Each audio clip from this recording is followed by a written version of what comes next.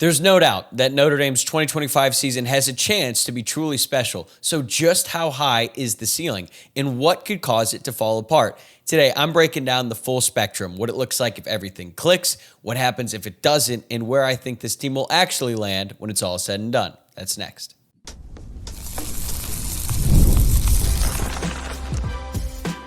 You are Locked On Irish, your daily podcast on the Notre Dame Fighting Irish. Part of the Locked On Podcast Network, your team every day. Hey, what's going on and welcome in. This is Locked On Irish, your daily Notre Dame podcast. I'm your host, Tyler Wojciak. I'm a Notre Dame alum, producer at Fox Sports, and I've been covering the Irish for the past 5 years. I am thrilled to have you here with me on Tuesday, August 5th, and thanks for making this your first watch or listen of the day. If you have not already, hit that subscribe button on YouTube or wherever you are listening to the podcast so you don't miss any of our daily episodes as we march toward week one. And now that fall camp is underway, I think it's a great time to take a step back and evaluate the full range of possibilities for Notre Dame's 2025 season. So on today's show, I'm going to walk through 3 key questions. What's the best case scenario for the Irish this year, and what exactly needs to happen for them to reach their full potential? Then I'll look at the flip side, what could go wrong and how the season could get derailed. And finally, I'll close things out by sharing what I believe is the most realistic outcome between the two for this team based on what we know right now. But let's begin on a positive note. What is the best case scenario for this team in 2025? I think it's realistic that they could run the table in the regular season and win the national championship. They're going to be favored or likely going to be favored in every single regular season game, which means an undefeated regular season is on the table. And if they get into the playoff with an undefeated season under their belt, they're absolutely capable of winning a national championship. And recent history has shown that first-year starting quarterbacks can lead elite teams. It's probably the biggest question mark about this team right now. Who's going to be the starting quarterback, and what will that player, whether it be C.J. Carr or Kenny Minchey, be able to do in their first real season as a starter? Bryce Young, a few years ago, won the Heisman at Alabama. C.J. Stroud was phenomenal as a redshirt freshman. Trevor Lawrence was a true freshman, led Clemson to a national championship. Johnny Manziel won the Heisman as a true freshman, as a redshirt freshman, and had one of the best seasons in recent college football history. Jameis Winston won the Heisman and the national championship as a redshirt freshman. So it's not out of the realm of possibility that even with a freshman quarterback, or in the case of Kenny Minchey, a first-year starter, even though he's going into his third year at the program, even though they aren't that experienced, they can lead an elite team. So it is possible. But in order for Notre Dame to run the table, win the national championship, a few things need to happen. Number one, either one of these guys, Carr or Minchey, they need to be elite. They don't necessarily have to be elite right out of the gate. I think that's probably too much to ask for. But over time, by the end of the season, the quarterback has got to be a strength of this team. Notre Dame needs a quarterback who can elevate the offense in ways that we haven't really seen in over a decade. Riley Leonard was a great player for the Irish last year, even though it started out a little bit rocky. And at the end, he was basically just another running back in the backfield who could throw it a little bit downfield. They need to be more consistent through the air. And I think that either one of these guys is going to be able to help them do that. They don't need to be perfect, but they need to make some game-changing plays and avoid critical mistakes in big moments. So that's number one. They need elite quarterback play. Number two, Jeremiah Love has to play like a Heisman contender. Not saying he has to win the Heisman, but he needs to be the engine of this offense, and he's going to have explosive plays and consistent production. He also needs to stay healthy, which honestly could go for every single position group on the roster. But I think Jeremiah Love's health, especially later in the year, becomes more realistic if Jadarian Price, Aeneas Williams, and Kedron Young step up as reliable backups from a deep, rotating running back room. I know that Jay Wonside, the running backs coach, said there's probably not enough opportunities for everyone in the room. That's true. They have so many good players. I mean, Nolan James, a true freshman that probably would get playing time on a lot of other Power 4 teams out there, but there's just so many good players in front of him. So on one hand, it creates a difficult problem for Sider in terms of how he wants to rotate these guys, but it should be helpful for the Irish and specifically Jeremiah Love so that they can rest him outside of the really big, important matchups like Miami, like Texas A&M, and like USC. So that's another thing that needs to happen. They need to keep Jeremiah Love fresh so that he can reach his full potential. At the wide receiver position, Malachi Fields and Jaden Greathouse need to form a true 1-2 punch at the position. It doesn't really matter to me all that much who is wide receiver one. It could be Greathouse. It could be Fields. What matters is that they both produce consistently. And it's been a long time since Notre Dame had a true 1-2 punch, but it is possible. Just think back to 2006, right? Notre Dame had Jeff Samardzija and Raymond McKnight. They combined for 145 catches, 1,919 receiving yards, and 27 touchdowns between two players at the wide receiver position. It has been a long time since Notre Dame has had a 1-2 punch quite like that, but it is possible for them to get that this year with a player like Fields and Greathouse. Greathouse looked like one of the best players on the field in the college football playoff semifinal and national championship, and Malachi Fields brings a ton of experience and production over from Virginia. So if they were able to work together, they could be really good and also provide a bunch of help for this young, inexperienced quarterback. This kind of production is going to go a long way in helping whoever wins that job. But looking beyond just the wide receivers, they're going to need a tight end, specifically Eli Raridan, to step up as well. If Eli Raridan breaks out, he could become the next great Notre Dame tight end in a long list of them. He's healthy right now. He has the athleticism to be elite. He was actually just named one of the players in Bruce Feldman's freak list for The Athletic. I know that a lot of Notre Dame fans are sort of discrediting it because Jeremiah Love's not on there.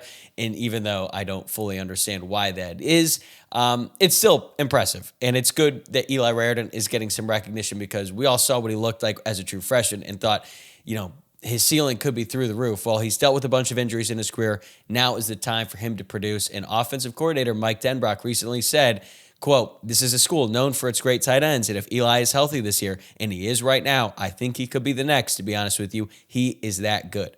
End quote. So high praise coming from the offensive coordinator and tight ends coach. And if Eli Raridan does play to his full potential, there's no reason to believe that he couldn't be the next great Notre Dame tight end. On the offensive line, this group has a really high floor and an even higher ceiling. Despite the injury to Charles Jagasaw, this group returns a ton of experience and talent. I think Sullivan Absher is going to be a very strong replacement, and the unit has continuity at multiple spots. Anthony Knapp at left tackle, Emil Wagner at right tackle, who played nearly 1,000 snaps last year. Billy Schroth at left guard, he's back, he's healthy. Ashton Craig is back, he's healthy as well. So this offensive line could be really, really good this year, and I think the expectation for this group should be Joe Moore Award finalists, and honestly, they have a good shot at winning. I don't know what's going to happen with Charles Jagasaw and Sullivan Absher. Charles Jagasaw obviously recovering from the broken arm, but if Sullivan Absher's out there and he's playing really well, it's going to be hard to take him off the field, but it's also very hard to keep Charles Jagasaw on the bench. A problem for a later date, but this group could be unbelievable this year and potentially the best offensive line unit in the country. All right, now looking at it on the defense. If this group reaches their full potential, a big reason why is probably because their front four on the defensive line becomes dominant. Bryce Young and Boubacar Traore both look like they could be future NFL draft picks, potentially first-round NFL draft picks. If both of them break out this season, there is no reason to think that this defense can't be elite yet again. But I'm looking at the interior because they have to hold up, especially Gabe Rubio. He flashed last year. Now he must anchor the group. He has to take on more responsibility. Jared Dawson, the transfer from Louisville, he needs to add a veteran presence. He needs to be consistent, not just in the game, but in practice every single day. And I think the early signs in fall camp are good there. Jason Onye is a total unknown in my opinion. I think the reports on him have been really good since he's been back. He's bigger, he's stronger, but he's no longer a reserve. They're going to count on him. He's needed. He's going to have to come up big for the Irish this year. Looking at the linebackers, I think that they are going to take a leap. And if they take the leap, that could happen. Like you think about Drake Bowen and Kingston Viliamuasa, if they take their game to the next level, it's going to be impossible to take those guys off the field. Except for the fact that you have Jalen Sneed, who looks like he's ready to eliminate his mental mistakes. He's bigger and stronger than ever, and he is an elite athlete. Sometimes he's the best athlete on the field as a linebacker. So those are three guys right there who could be unbelievable for the Irish defense this season. Plus, you got Jaden Osbury, who's become underrated because of how Bowen and KVA have just really excelled and all the excitement about Jalen Sneed going into his senior season. So those are four really good linebackers there. Last year, Notre Dame rotated 5 linebackers at the position. Now that Jack Kaiser's gone to the NFL, Matt Framo looks like he's the next man up, but I think the top 4 are so good. It's mostly going to be them, and those are some really, really good players at that position. In the secondary, I mean, the ceiling, the floor for this group is incredibly high. Leonard Moore is elite. He might already be the best cornerback in the country, but I'm really looking at Christian Gray.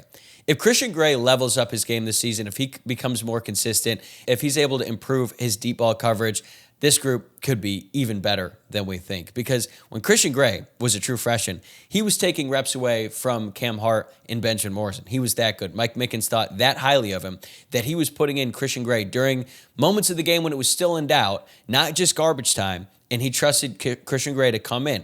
Then last year, Leonard Moore's ascension sort of overshadowed Christian Gray, and obviously Christian Gray had some really loud misses, some bad plays like against USC, and then in the last play of the season, or the play that pretty much ended the season against Ohio State. But he also had some unbelievable plays as well, like the 4th and 2 stop against Texas A&M, like the interception against Penn State. So if he's more consistent and then he becomes elite as well, you've got Leonard Moore and Christian Gray on the outside. Like, who is going to be able to pass on that unit? Not many teams. So that is critical for the Notre Dame secondary. And then something that is often forgotten, but I bring it up a lot on this show, special teams has to stay solid. You know they're going to be disruptive, trying to get after the punter, blocking kicks with Bryce Young, but Noah Burnett needs to replicate his 2023 performance when he went 19 of 20 kicking field goals, perfect kicking extra points, and he was 6 of 6 kicking field goals 40 yards and up. Notre Dame survived last regular season without needing clutch field goals, but in a playoff run, you need a kicker you can trust. We saw it last year, and Burnett could be that guy. So if most of these pieces, not even all of these pieces, fall into place and Notre Dame stays relatively healthy, the national championship is not just a dream, it is an attainable goal. They'll need some breaks to go their way for sure, but this roster has the talent, they have the experience, and they have the staff to win it all. So if the ceiling is 16-0 in a national championship, what's the floor? Like, we all know things don't always go according to plan. So let's talk about what could go wrong and what the true floor likes for this team coming up next.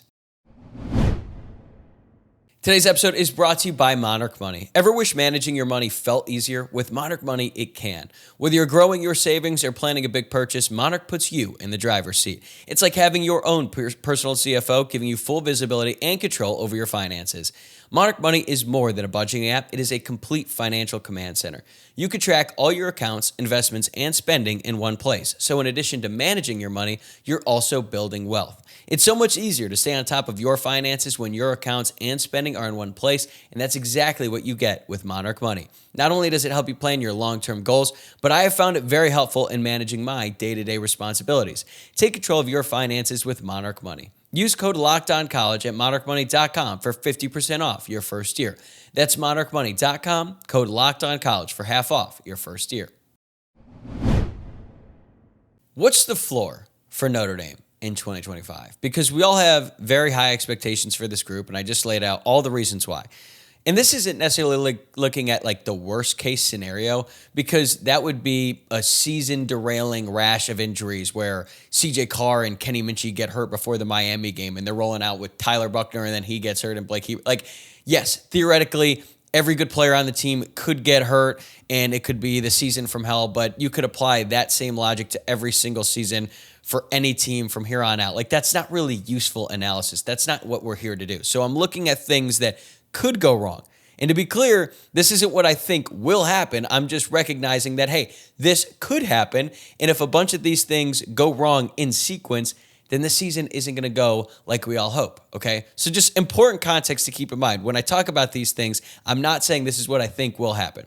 But I think the most obvious thing that could really derail the start of the season would be if one of the quarterbacks, whoever wins the job, struggles really early and the Irish start out 0-2. Because whether it's CJ Carr or Kenny Minchey, neither one of them has taken a meaningful college snap yet. Yes, they have technically come in and played, but they have not come in when the game is in balance. Their first start is going to be on the road against a top 10 Miami team. They actually just came out with the coaches poll on Monday. Miami was ranked number 10. Notre Dame is at number 5. So first ever college game, top 10 matchup on the road in prime time. The only game on that night everyone is going to be watching. That is a lot of pressure. The second game is a home opener against a Mike Elko coach defense, SEC caliber defense, and Marcus Freeman is just 1-2 in home openers. So this is a huge challenge for any quarterback, let alone a first-time starter. And even if Minchey or Carr, even if they eventually develop into a great player, it is entirely possible that their careers start slowly. Unfortunately, this team can't afford to be patient. They need the quarterback to be ready to go from day one. But it's not just the quarterback, right? If the receivers don't step up, that's certainly not going to help Carr or Minchey. And there is a lot of optimism about this group right now. But we have seen this before. Just think about last year. The expectations were high for the wide receiver room with the additions of Bo Collins from Clemson, Chris Mitchell, who had over 1,000 receiving yards the year before for Florida International, and the emergence of Jaden Greathouse. Jaden Greathouse was great in the last 2 games of the season, but he was pretty underwhelming for most of the year. And Chris Mitchell was labeled as a deep threat, and he was supposed to take the top off defenses and bring a new dynamic to the offense that Notre Dame has not had in a long time. And then he became a possession wide receiver. He averaged just 10.2 yards per catch and only had 1 reception all year that was over 20 yards. Bo Collins made a splash early on. Huge catch against Texas A&M, set up the game-winning touchdown by Jeremiah Love, but he battled inconsistency and drops the rest of the way. So I think when you look at what the wide receiver produced on the field last year, they were pretty much just average. And yes, part of that had to do with the fact that Riley Leonard was not very accurate throwing the football, but it wasn't like they were running wide open down the field, right?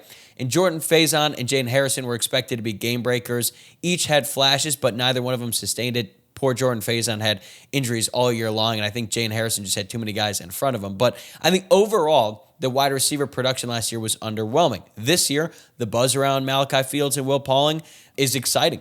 They're more proven, but they're still unproven at Notre Dame. And Greathouse is back, but which version of Jaden Greathouse shows up?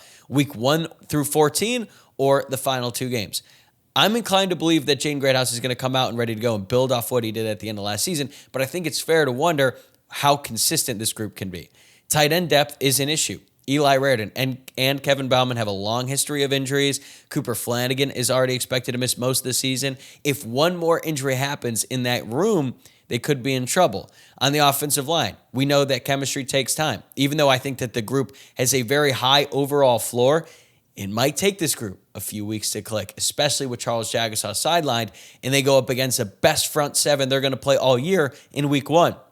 And another really good one in their second game. So that could contribute to early offensive struggles in an 0-2 start. Looking at the defense, there is one obvious question that we all have. How does Chris Ash replace Al Golden? Yes, we know the defense returns a ton of talent, but Al Golden was one of, if not the best defensive coordinator in the country last season and the year before that. So expecting 0 drop-off from Al Golden to Chris Ash is unrealistic. So Ash has to prove that he can adjust in real time the way that Al Golden consistently did. I think when you look at both of these guys, we know that Chris Ash has been around. He's worked, he's won a national championship with Ohio State. He was the co-defensive coordinator that year along with Luke Fickell. But he spent the last few years in the NFL. He's not calling plays. What I think made Al Golden so good was not just his preparation during the week, but his ability to adjust on the fly. If things weren't working out early in the game, he would make adjustments and they would figure it out really quickly. We think Chris Ash can do that, but we don't know for certain until we actually see it on the field this fall. Specifically, if we're looking at the personnel on this defense, the interior defensive line obviously has questions. This has been the biggest question throughout the offseason. If they don't perform how they need to, how a college football playoff defense needs out of their interior defensive line, teams are going to be able to run the ball on Notre Dame and potentially expose the red zone defense.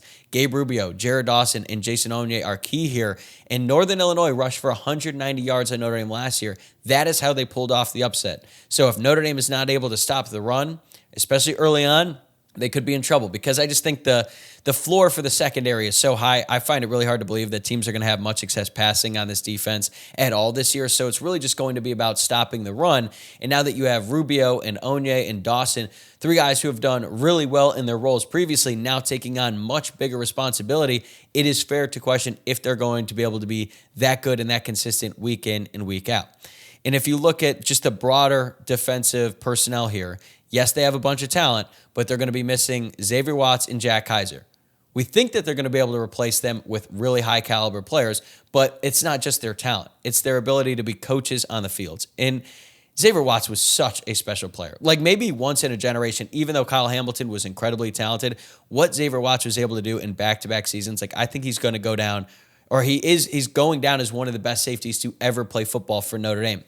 And it wasn't just the fact that he was a ball hawk, that he got a lot better as a tackler, but he was a coach on the field. And I believe that Kaiser and Watts together prevented a lot of problems and prevented a lot of mistakes from happening before they happened because they were able to diagnose what the offense was trying to do before it actually happened. And I know that Kaiser wasn't flashy, but he was a coach on the field. He was extremely smart. He was reliable. He was a great leader. Same with Howard Cross in terms of his leadership. And even though Howard Cross couldn't play to his full potential last season because he was hurt the entire year, very valuable member of the defense. They've got to replace Riley Mills as well. So if you look right down the middle of that defense, that is a lot of production that they need to replace and a lot of leadership. And even though we feel good about the talent, it's a fair question to ask if they're going to be able to replace all of that right away.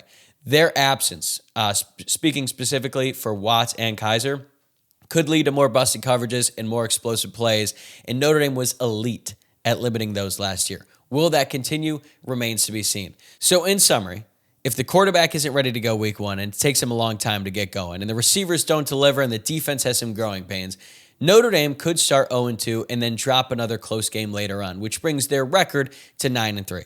And I believe that is the absolute floor for the team this season. If things go wrong early, I do think the team is still good enough to bounce back, win a bunch of games the rest of the way, but it would be hard to make the college football playoff if they go 0-2 to start off because they're just going to be under so much pressure the rest of the way, and one, bad bounce goes the wrong way, and then all of a sudden you're looking at a 9-3 regular season. But if they finish 9-3, they win a bowl game. That's 10-3. That's a 10-win season. So the encouraging part here is if all this stuff goes wrong, and I don't think most of this stuff will even happen, they could go 10-3 and it would be looked at as a bad season. So I feel like that's pretty encouraging and should show you the type of place that this program is in right now. Because if this is the floor, the program is in a really great spot. Because not long ago, 10 wins felt like a milestone. This year, it feels like a disappointment. So now that we've gone through the extremes, what's actually going to happen? I'm going to share my honest expectations for the Irish in 2025 and why they should be closer to the ceiling than the floor right after this. Today's episode is brought to you by 5 Hour Energy. Time to fuel up and turn it up with 5 Hour Energy Transfusion. It brings the bold grape, ginger, and lime flavor of your favorite golf drink minus the alcohol into a quick, energizing shot. Whether you're sinking birdies or just making memories with friends, this one's a hole-in-one for your energy game. Let's be honest, some days on the course or off it, you just need that extra boost to stay sharp and energized. It's like when your friend schedules the tee time at 6:30 in the morning. At first, it makes sense. But when the alarm goes off, you might feel some regret. That is until you have a 5 Hour Energy. Golf is all about good times with good people and good flavors, of course, and the grape ginger lime flavor gives you the best parts of your clubhouse go-to without chasing down the bev cart. If you go to 5hourenergy.com, that is the number 5hourenergy.com, you can use my promo code LOCKEDONGolf to receive 20% off your order. This offer is only valid until September 30th on one order and cannot be used with other promotions. The code is not good on subscription orders. Whether you're meeting up with friends or trying to turn 18 holes into 36, get the energizing boost you need to power through. Order transfusion-flavored 5 Hour Energy shots today. So if the ceiling for this team in 2025 is a 12-0 regular season, then they win 4 college football playoff games, win the national title, and the championship drought, all that. If that's the ceiling and 9-3 is the floor, what are realistic expectations for this group in 2025? Well, I believe that they're much closer to the ceiling than the floor. And let's start with what we learned last season. Marcus Freeman has proven that he can weather a storm, because last September was absolutely a storm, and the Irish dealt with a brutal stretch of injuries to key players throughout the season, starting early on in the year, and it kept going all the way through the college football playoff when they lost Riley Mills in the first-round game against Indiana, and then Jeremiah Love by the end of the season, like he could barely walk against Ohio State. So it just felt like the year from hell from an injury standpoint, and yet they kept pushing forward. They developed depth. Guys who did not really have high expectations going into the season, like a junior Tui Alamaka, came in, stepped up, made huge plays at critical moments in the season, and they just found ways to win. That resilience matters, because even though a lot of those guys, some of the key players from last season are gone, when you prove that you can do it on the biggest stage and you beat Georgia and you beat Penn State, despite all the things that they had to deal with last year, that type of confidence carries over for years, right? Especially when you have the same staff and a lot of players who are coming back from last year's team. So even if some of the pitfalls that we discussed in segment 2 do come to pass, like growing pains for the quarterback, some injuries at key positions, specifically like tight end, which is pretty thin already, and the defense takes some time to kind of grow into the Chris Ash era, I still believe that Marcus Freeman and his staff will keep things from unraveling. However, there are 2 major differences from 2024 to 2025.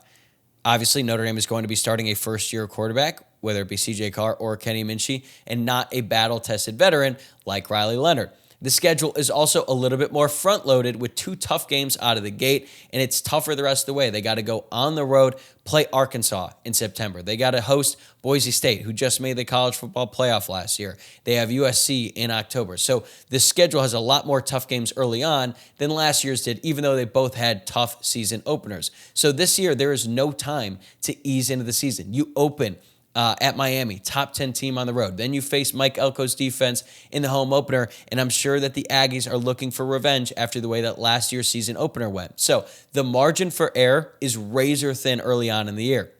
Compare that to 2024 when they had the really tough game first against Texas A&M, and then they had Northern Illinois, they had Purdue, Miami, Ohio. Like, it wasn't quite as hard last year, and the schedule the rest of the way was pretty easy. The second half of last season tells the story. Okay, because if you think back to how the vibes were in September of last year, it wasn't great, right? Then they had the bye week. Then they dominated Stanford. They handled Georgia Tech, even though they did not have their starting quarterback in that game. And then they made a statement against Navy.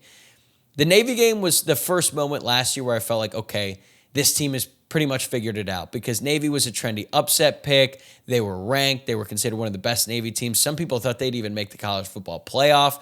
And Notre Dame just beat the living crap out of them, and it was clear right away that Navy had no chance in that game. The Irish kept it rolling with blowouts over a bad Florida State team, Virginia, and Army, who was also ranked pretty high. They were undefeated, and Notre Dame became legitimate playoff contenders. And by the time that the USC game arrived, it felt like everything was clicking, confidence was sky high, but that was not the case all season. So the takeaway here is that college football seasons are long, especially now with the expanded college football playoff. There are going to be ebbs and flows, moments of doubt, frustrating performances, all of that. Like, even last year's team, which made the college football playoff, made it to the national championship, had a bunch of great wins late in the season, had some really ugly moments along the way. So the key question for this year, can they survive those rough stretches, those rough patches, and still find a way to win? In 2024, they answered yes in every single game except one.